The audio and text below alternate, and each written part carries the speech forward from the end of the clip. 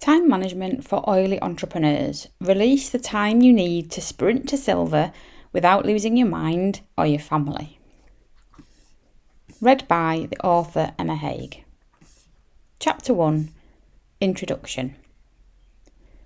In the whirlwind that is modern-day motherhood, we can often feel like time is some elusive commodity slipping through our fingers as we juggle the responsibilities of family and work.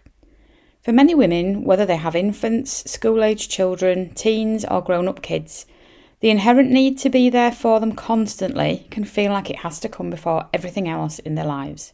And personal goals, like growing the young living business they dream of, are never quite as urgent as the well-being of their offspring. It seems like some sort of far-off fantasy that will be amazing if it happens one day. It comes temptingly into focus every now and then after watching an inspirational product launch video or attending a fist-pumping conference surrounded by other enthusiastic oilers, only to be dragged back to reality as they have to head off to the supermarket for the third time that day, or get a call from school to go pick Billy up, who's feeling sick again. They periodically tell themselves, right, this is it now, it's time to get a grip of the situation, and they make a real effort to rearrange their lives, to dedicate some time to making this fantasy a reality once and for all, only to have it ripped away by some change in circumstance that means the extra hour a day they thought they'd opened up has kindly been reallocated for them. They can imagine what life could be like running a business they were completely in love with, having the time and money freedom to do whatever they want, being able to truly live the young living lifestyle, enjoying all the products and protocols created by Gary Young without thinking they should probably be sending that money to a credit card. But they just can't envisage themselves ever having the time they'd need to actually make it happen. I've lost count of those who tell me it's difficult to work on their own projects when their partner expects them to spend time with them on a night time or on a weekend, or they want to spend time with the partner on a night time or on a weekend. I've lost count of the number of women who've told me they're waiting to start the business until the baby's at nursery, or the toddler's gone to school, or the teens have gone off to university. I've lost count of the people who are waiting to finish studying for a qualification they started years ago and have now decided to finish just for the sake of finishing it, even though it's not a career they actually want to pursue. I've lost count of the people who are just waiting until something. As I write this, I've been a wife for over 20 years, a stepmom to grown-up boys of 33 and 31, birth mum to 18 and 13-year-old girls, and dog mum to Lulu Labradoodle, 6. My eldest daughter Molly took her first solo flight yesterday at the age of 18 to spend 9 weeks as a camp leader in the USA. And I promise you, if you're thinking things will get easier as they get older, you are wildly mistaken. Yesterday was one of the most emotional days of my life, and last night wasn't much better. I travelled to Heathrow with Molly and her younger sister Daisy the day before her midday flight, and we stayed overnight in London to spend some time together before she went. That night, Molly had a real wobble. She wasn't sure she wanted to spend 9 weeks without us and was freaking out about the flight. Molly suffers from emetophobia, which is a fear of being sick, and she was panicking that she'd feel unwell on the flight. She's only ever been to airports with me and her dad and had no idea how she'd find the right plane. Molly was only recently diagnosed with ADHD and totally overthinks, sometimes to the point of hyperventilation. And by this point, I was wondering if I'd made a huge mistake encouraging all this. But, in part thanks to a heartwarming pep talk from a younger sibling, on the morning of the flight, Molly had a renewed determination. We headed to the airport, all three of us, hand in hand, every step of the hour-long journey from the hotel. After watching my 18-year-old baby girl go through security and losing phone contact with her pretty much straight away, Daisy and I burst into tears. I suddenly felt like a twin who'd been separated indefinitely from her sister, and in a moment I experienced the deepest sense of loss I have ever felt. Luckily, we'd purposely managed to save our snotty explosions until Molly was out of sight. Just. My journey home with Daisy, and no Molly, was a total rollercoaster, as we each tried to put a brave face on for the other, while we waited for word that Molly had managed to navigate Philadelphia airport baggage reclaim, customs and immigration, found the person who was supposed to be collecting her, and made it finally to camp. I worried she'd have a panic attack on the plane. I worried she wouldn't eat or drink during the 7-hour flight. I worried she'd be trying to call me when she landed and her phone wouldn't work in the USA.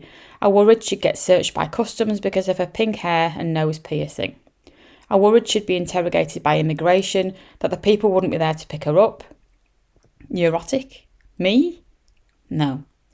Just a normal mother worrying about her firstborn, having to do stuff without the safety of her mum at hand. I'm literally, physically and emotionally exhausted as I write this, and I wouldn't change it for the world. She's off to have the time of her life in a place I dreamed of visiting when I was her age, and to develop skills and friendships that will last her a lifetime. But I wouldn't have been able to do it financially if I'd had a set salary and no way of earning extra money when I wanted or needed to. She'll get paid when she's there, but application fees, visa fees, flights, background checks, they all add up.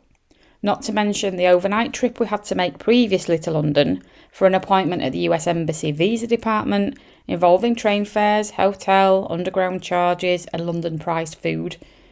I also know I wouldn't have had the right mindset to encourage her to do it in the first place if I hadn't experienced the personal growth I have myself these past 18 years. As a mum, going after your own goals in a big way makes you pull on things from inside yourself that you didn't even know were there. You become more resilient, more confident, more creative, and more dependable. You develop a real faith in the future for yourself and for your children, and crucially, you start to lose the fear of what other people think. 4 years ago, things were very different for Molly, as she struggled with severe anxiety, depression, and self-harm. And if I'd had to worry about placating an employer while I was helping her through all that, I don't know where we'd be right now, to be honest. Having to go collect her from school and bring her home multiple times a week because she'd been found crying uncontrollably in the bathroom, staying up all night cradling my distraught teenager who wasn't sure she wanted to live anymore, not daring to drift off to sleep in case I couldn't wake her up in the morning, taking hours out of my days just to drive round with her in my car, talking to her, listening to her, and building a truly unbreakable bond. Molly tells me regularly that I saved her life. I tell her we did it together. And being self-employed meant I was able to work around her and my own needs. So why am I being vulnerable and baring my soul and letting you in on one of the most painful periods in my life? To try to show you how the difference between having to work for someone else and having the freedom to work for yourself can, quite literally, determine the path your life takes, in a life or death kind of way in my experience. Now, I've been running my own businesses for over 18 years with varying degrees of financial success. And I can tell you from personal experience, those 18 years have gone by in a flash. I'll be 50 this year. Pretty soon I'll be 55, then 60, then 70. And the truth is that unless we make a conscious effort to take control of the way our lives are heading, things won't be much different in 18 years to the way they are now. Seriously. For busy mums, each day presents a delicate balancing act where every minute counts and the to-do list seems never-ending. Amid this chaos, the idea of time management emerges as a beacon of hope, offering a path towards greater efficiency, productivity, and ultimately balance. It's important to learn the practical strategies and techniques that we'll cover later in this book to help you get organised and to create a plan of action. And yet, the journey toward mastering time management begins with understanding that time can't actually be managed. We've all rolled our eyes as we've heard some smug, seemingly successful female entrepreneur tell us on YouTube, we all have 24 hours in a day, ladies. But she is actually right. We do all have 24 hours in a day.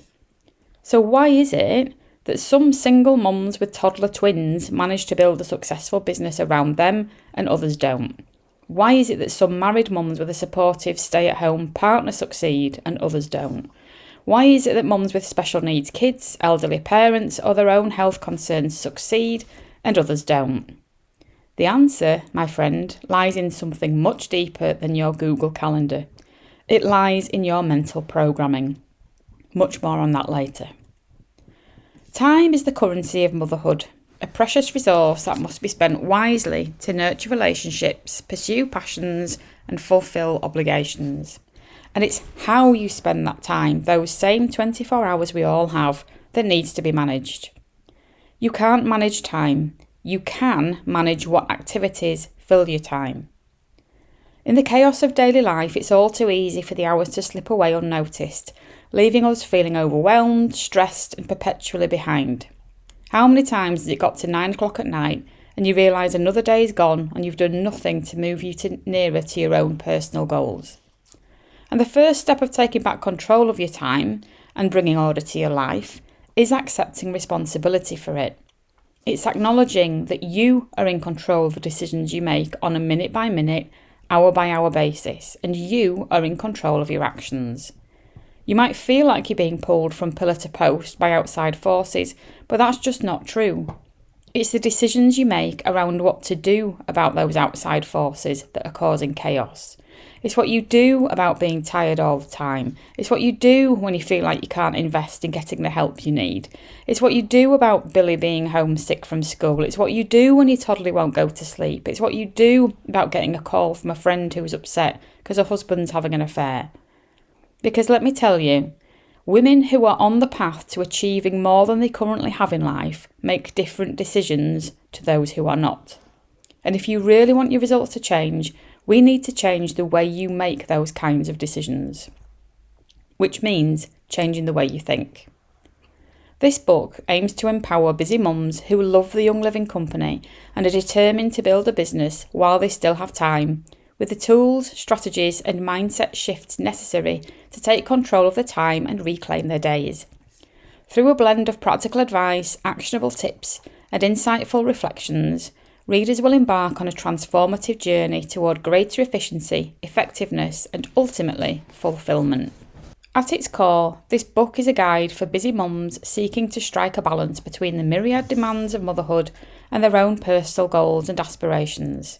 And when I say balance, I mean blowing your goals out of the effing water, not just feeling like you've given a bit of time to them. It's also about the harsh reality that if you want to build even an averagely successful business, you need to start right now with whatever you've got. And you need to give it equal priority to the other areas of your life, including your family. Now, I get grief for saying this sometimes, but it is absolutely true. And in my experience, it's why the number of successful female business owners is still outstripped multiple times over by the number of men. Because there's something in the paradigm of most mothers telling them there's something wrong with prioritising going after your own dreams. We seem to be able to reconcile the thought of working for an employer because that's providing for your family and it's just something you have to do. But for many women, there's something about starting their own business that seems almost selfish. That other than being a hunter-gatherer, you have to be there to cater for all your family's needs at the drop of a hat. That's not a criticism, by the way. I totally get it. It's more of an observation. I've had 18 years of juggling it all myself, as you'll see from some of my anecdotes. But at the end of the day, you want a successful, joyful, willable business for the good of your whole family, not just for yourself. Not just for the income it can provide, but for the feeling that you've done something with your life, for the example you'll set for your kids, and for the confident, resourceful person it turns you into. For the impact you'll make on the people you work with, and the lives you'll, sometimes unknowingly, change for the better. So it is important, and not just for you. And if you don't do this now, you're going to leave the reasons you really want this business to work for your children to deal with. Whether it's a life of debt, not having a home you own, a legacy of money poverty, or simply unfulfilled dreams. Because what you leave behind, your children inherit. And if you don't fix it, who will? The good news is, you can change it if you start now. Throughout the chapters that follow, you'll be guided through a step-by-step process of understanding your priorities, creating realistic schedules, setting achievable goals and implementing time-saving strategies. You'll explore the importance of self-care, effective communication and boundaries, learning how to protect your time and energy from the constant demands of others. But perhaps most importantly, this book is a reminder that time management isn't just about getting more done in less time. It's about living intentionally, with purpose and presence. It's about saying yes to the things that matter most and no to the things that don't align with your values and priorities. It's about finding joy and fulfillment in the everyday moment rather than constantly chasing after some elusive ideal of perfection. Being a business mum is messy. Sometimes it means sacrifice, sometimes it means compromise. It's doing things scared and tired and imperfectly because you want what it will lead to. Because ultimately, the goal isn't just to manage our time more effectively, it's to live a life that's rich, meaningful, and true to who we are. Chapter 2. So why should I sprint to silver? It's a well-known fact that reaching the rank of silver in Young Living is a game changer for most people. Silver is the rank at which, according to the official 2023 US Income Disclosure Statement, you can expect to earn an average of $18,014 a year, or $1,501 a month. The most active silvers earn $173,988 a year, or $14,499 a month. You can download the latest income disclosure statement at https://www.youngliving.com/us/en/income-disclosure. It's also the rank at which you start to qualify for additional earning opportunities such as generation commissions and leadership bonuses. They're the bonus payments you receive whether you actually sell anything yourself or not. For many women and men, even average earnings at silver rank means being able to leave the shackles of working full-time for someone else, and that is something worth shouting about. If you've built your business the right way, this is the rank which has the possibility to really take off on its own with your leaders at the helm. Silver teams generally have the structures and systems in place that mean they're able to weather the usual ups and downs of business, and that team members are able to keep the organisation going even if their leader, i.e. you, wants or needs to take some time off. The average time Young Living says it takes to build a silver ship is 28 months. The shortest time is 1 month, and the longest is 188 months. How long it takes you is decided by nothing but your own determination and discipline, and I firmly believe that you are absolutely capable of making it happen much quicker than 28 months. That's my opinion from my experience and observation, not Young Living's opinion. But here's the thing, and the purpose of this book. In the 2015 USA Annual Income Disclosure Statement, the average number of hours worked by a silver member was estimated to be 18 hours per week. Young Living no longer publishes this particular statistic, but from my own experience and research, I have no reason to believe this will be much different now to back then. Now, this might be a reality check for some of you. If you've come into this business, or any business for that matter, with the assumption that you can immediately earn the same money you're currently earning now, but in less time, I'm afraid you were either mistaken or were lied to. I've been helping women start, run and grow their own businesses for over 18 years now as an accountant and as a coach. The generally accepted pattern of results for any traditional business, i.e. outside of network marketing, is 1. Make a loss in the first year, 2. Break even in the second year, 3. Hopefully make a profit in the third year. Network marketing does offer the opportunity to make a much quicker progression because you have hardly any overheads, expenses, or big investments to lay out when you start. You don't run the risk of wasting time and money creating something that no one actually wants. You don't have to pay for huge amounts of stock up front that takes up half your garage until someone buys it. You don't have to pay out for websites, ads, office space, employees, or most of the costs involved in starting a traditional business. You're given all the marketing training and resources you need. Most network marketing companies now offer personal development training as well. You don't have the dilemma of what to charge for your products or services, and this is huge, by the way. And if you join a company like Young Living, the opportunity for regular recurring income is there right away because the products are consumables, meaning customers need to replenish their supplies every single month. Your job is literally getting in front of people and teaching them how to get the best results with your products. But believe me, it takes no less effort to grow a network marketing business than it does to grow a traditional business, like a hair salon, copywriting business, accounts practice, or virtual assistant service, despite what you might have been told. Now, I'm not suggesting you need to dedicate 18 hours a week to your Young Living team right away, but you do have a decision to make. Are you willing to work hard for a couple of years to build a Young Living business that could support you and your family for life and long after you're gone? Or would you rather continue doing what you're doing, dabbling with Young Living as a hobby, but not covering the cost of the transformational products you really want to buy? Are you more comfortable simply dreaming about being financially independent than thinking about what it would take to actually make it happen? Now, I'm going to assume that as you've got this book in your hands, you've made the decision to go for it, that you already love the products, the company, the earnings potential, and the community, that you're ready to learn how to find those hours you need and to commit to making it happen. If that's the case, I would love to cement that decision by asking you to watch the fabulous and very young Eric Worre's motivational call to action speech from 1993 at https://emmahague.com/Eric-Worre. So who am I and why should you listen to me? I've been a part of Young Living since 2019, first as a customer who fell in love with the world's leading essential oils, then the company, and then the business opportunity. As someone who's had other businesses running alongside my Young Living distributorship, first an accounts practice, now a business and personal development coaching business, at the time of writing this, I am not anywhere near where I want my Young Living business to be. In fact, at the time of writing, my highest rank has been a little tiny senior star. Strange then that I should be giving advice on building a Young Living business, you might think.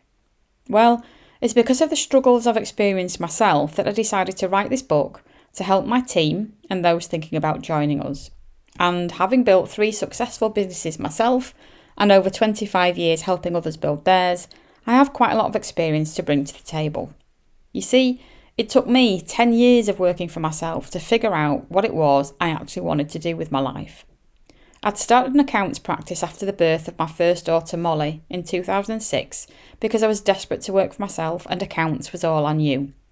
With a husband that worked shifts and a very clingy child who wouldn't stay with anyone but me, I built my first business typing with a baby on my knee or balancing my laptop while stroking said baby's head through the bars of her cot. I would deliver flyers while pushing Molly's pram and do client work and online marketing when she was asleep. Yes, I was shattered most of the time, but I did all this because I had dreams of a wonderful life and I didn't see why having a baby should stop me. I wanted a life of true abundance for my little family, lots of money and time to enjoy it. But as it turned out, my first business didn't bring me that. I hated doing taxes and I attracted all the wrong kind of clients. People who did nothing but complain about the customers, about the amount of tax they had to pay, about how much they were paying me. I was terribly disorganised and my clients were even worse. I'd be working until all hours while being deprived of sleep, with all the usual challenges breastfeeding a baby brings.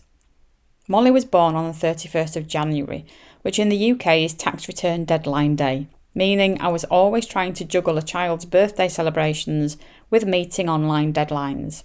And the fact that I didn't love it meant that eventually I started to resent having to work to get paid. Cash flow was an absolute nightmare. I just didn't realise running a business would be so hard. And I wish I'd had £1 for every client who said those exact words to me since.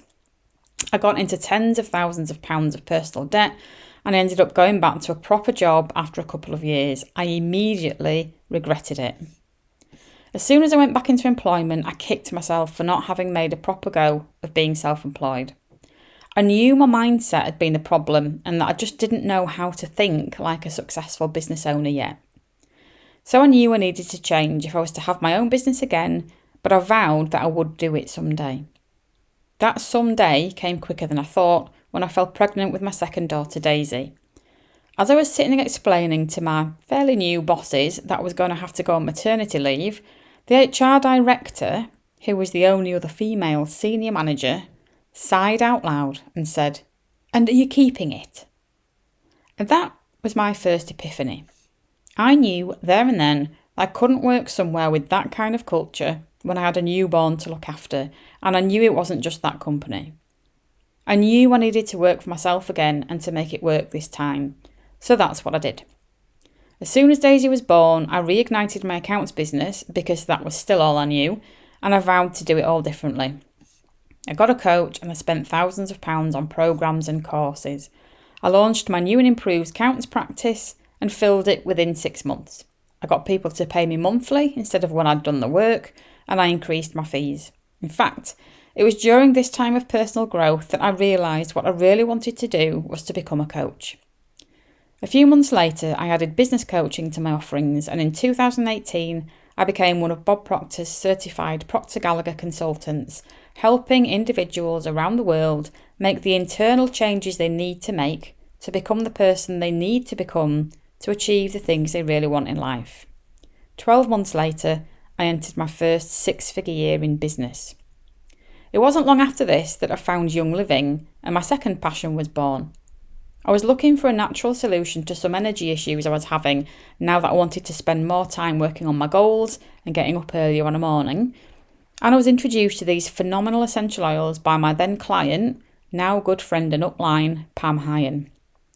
I started introducing my coaching clients to the oils and the oils-based products to get rid of the harmful toxins in their lives and bodies, and to help them relax, to sleep, to meditate, to focus, to re-energise, all the things that I'd been using them for, and they loved them too.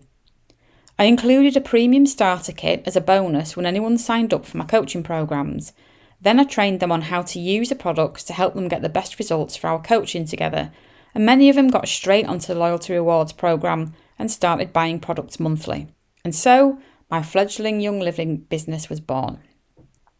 The thing is, I've never really run it as a standalone business. I've run it as a hobby, as a passion project, if you will. My second epiphany moment came last year, when I was in one of my off seasons with Young Living and hadn't been making my own monthly Loyalty Rewards purchases.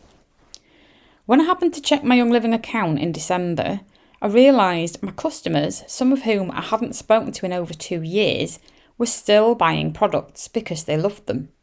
And I hadn't been receiving my commissions because I hadn't been making my own purchases every month. I started to wonder, what could I be earning if I actually started to take this seriously and run it as a business? What if I was using my 100 PV order every month to experiment with all the products, try them, review them, and become a specialist in natural health for female entrepreneurs? What if I was actively looking for customers and enrolling business builders? You see, even as a relatively highly paid coach, my income is sporadic. I still have to be out there attracting new clients every month, and that income is never going to be regular, recurring income that lasts for the rest of my life.